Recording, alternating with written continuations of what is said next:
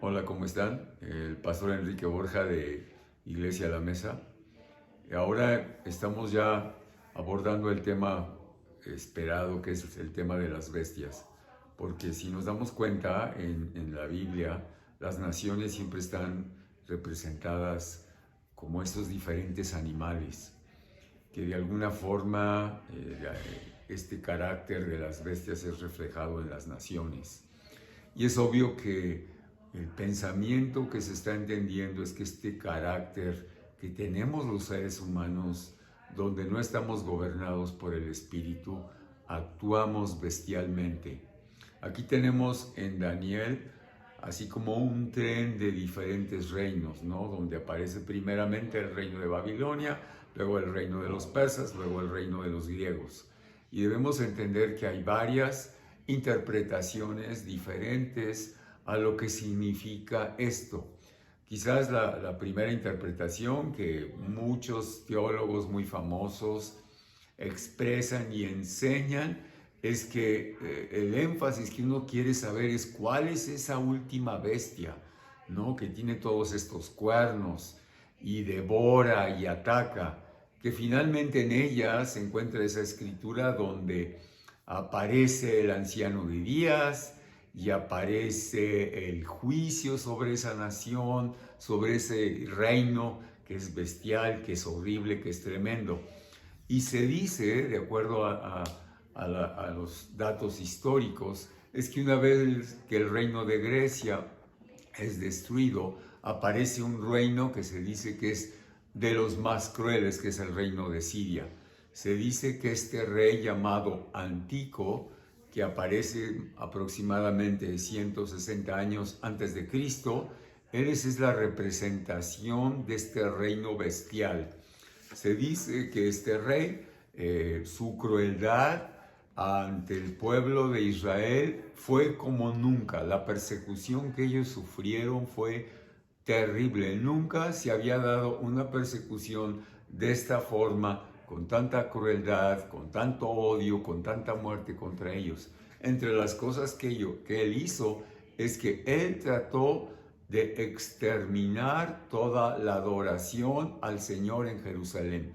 Él la conquista. Y entre las cosas que él hizo en estas olas de adversidad que sufrió el pueblo de Dios es que los fue conquistando, y lo que fue haciendo fue esto. Primeramente empezó a sacrificar y a atormentar a las familias de Israel en el atrio del templo.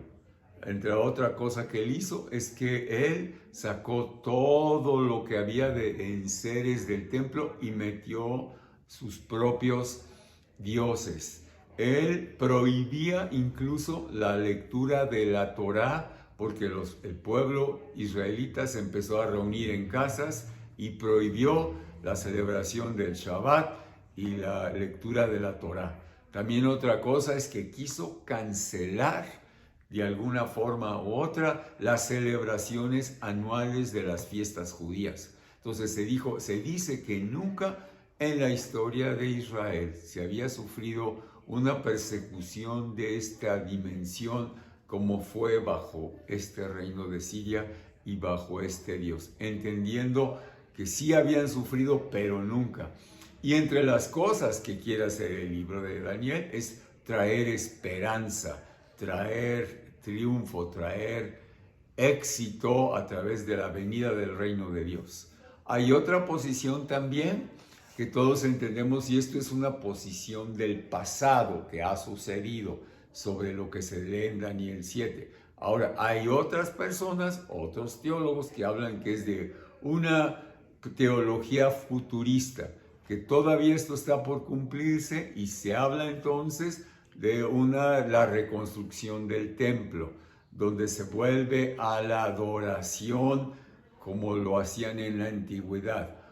La aparición, ¿verdad?, de un gobierno mundial, la aparición del anticristo, y también se enseña la venida del Señor, trayendo victoria sobre estos reinos y siendo el triunfo de la iglesia y del reino de Dios y del proyecto de Dios.